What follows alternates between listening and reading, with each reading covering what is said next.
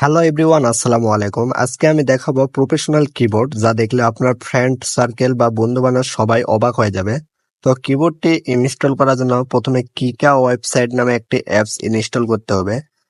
তারপর এখানে প্রবেশ করলে দেখতে পাবেন কত ডিজাইন এবং কত নিউ নিউ মডেলের কিবোর্ড, যেগুলো একদম আনকমন। অন্য কোনো কিবোর্ডে এরকম প্রফেশনাল ভাবে দেওয়া থাকে না। তো দেখতে পাচ্ছেন রেডের কি সুন্দর একটা কিবোর্ড, নানান রকমের কিবোর্ড আছে এখানে। তো কিবোর্ড গুলা কালেক্ট করতে হবে এবং এখানে ইমোজি সবকিছুই, টাইটেল সবকিছুই কিনতে হবে। তো এগুলা কেনার জন্য জাস্ট অ্যাডভাইস দেখতে হবে।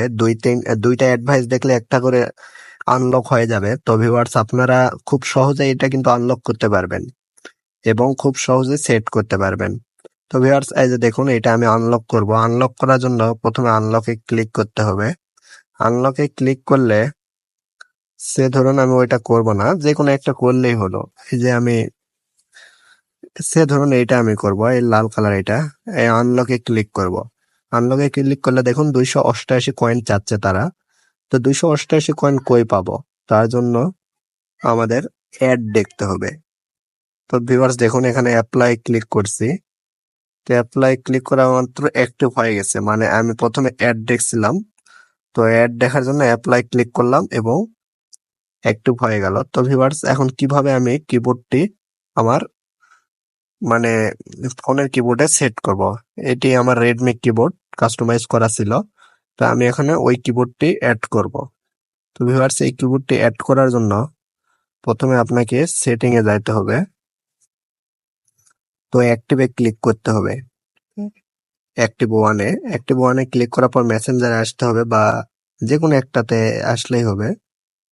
আসার পর মেসেজ বক্সে চেক দেওয়ার পর আমার রেডমি কিবোর্ডটি আছে। তো একটু প্রবলেম হচ্ছে, অ্যাক্টিভ হয় নাই। তো অ্যাক্টিভের জন্য আবার নতুন করে অ্যাক্টিভে ক্লিক করতেছি।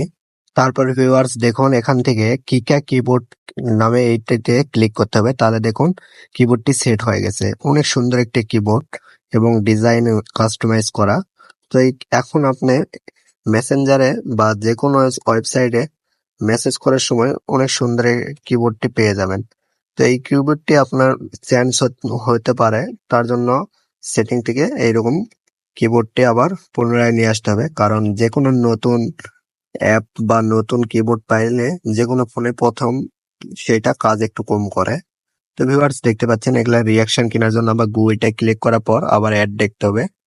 মানে সবকিছুই আছে, জাস্ট একটু মানে অ্যাড দেখতে হবে, যেহেতু থার্ড পার্টি অ্যাপস। তো ভিউয়ার্স, আজকে ভিডিওটি এই পর্যন্তই। ভিডিওটি যদি ভালো লাগে তাহলে অবশ্যই আমার ছোট্ট পরিবারের একজন সদস্য হতে পারেন। সো ভিউয়ার্স, আসসালামু আলাইকুম।